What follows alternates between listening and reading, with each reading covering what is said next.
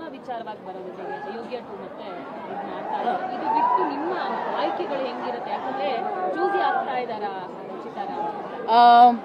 ಇಲ್ಲ, ಈ ಬಾರಿ ಅಂದರೆ ಇನ್ನು ಮೇಲೆ ನಾನು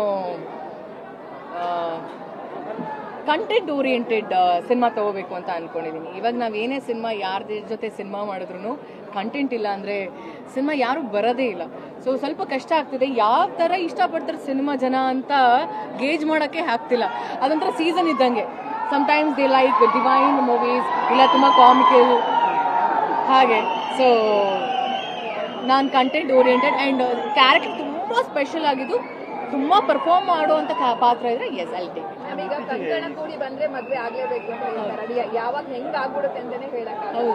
ಇವಾಗ ದರ್ಶನ್ ಸರ್ ಅಲ್ಲಿದ್ದಾರೆ, ಒಂದ್ ವೇಳೆ ಇಮಿಡಿಯೇಟ್ ಫಿಕ್ಸ್ ಆಯ್ತು ಅವಾಗ ನಿಮ್ಮ ಅಂದ್ರೆ ಅವರು ಬರ್ಬೇಕನ್ನೋ ಆಸೆ ಇರುತ್ತೆ, ನೀವು ಗುರುಗಳು ಅಂತ ಹೇಳ್ತೀವಿ. ಹೌದು, 100%. ಆ ಸಂದರ್ಭದಲ್ಲಿ ಕೂಡ್ ಬಂತು ಫಿಕ್ಸ್ ಆಯ್ತು ಅಂತಂದ್ರೆ ನಿಮ್ಮ ನಿರ್ಧಾರ ಹೇಗಿರುತ್ತೆ?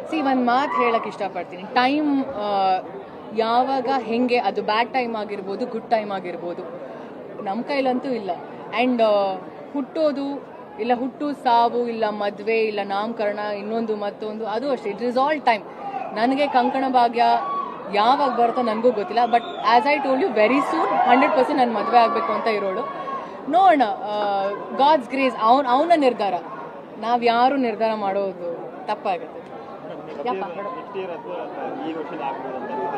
ಈ ವರ್ಷ ಈಗ ಅಕ್ಟೋಬರ್, ನವೆಂಬರ್, ಡಿಸೆಂಬರ್ ಕಷ್ಟ ಆಗುತ್ತೆ. ಇಲ್ಲ, ಈ 2 months ಅಲ್ಲಿ ಇಲ್ಲ 100% ಸತ್ಯವಾಗ್ಲೂ ಹೇಳ್ತೀನಿ. ಯಶೋದ ಇಲ್ಲ, ಸತ್ಯವಾಗ್ಲೂ ಇಲ್ಲ. ಸಿಕ್ಕಿದಾಗ ನನ್ನಷ್ಟು ಖುಷಿಯಾಗಿ ನಿಮ್ಮ ಎಲ್ಲರ ಹತ್ರನೂ ಹೇಳೋಳು ಇನ್ಯಾರೂ ಇರಲ್ಲ. ಹಾನೆಸ್ಟ್ಲಿ ಹೇಳ್ತೀನಿ, I will be the first person to reveal. And ನನ್ನ ಮದುವೆ ಅದು. ಯಾ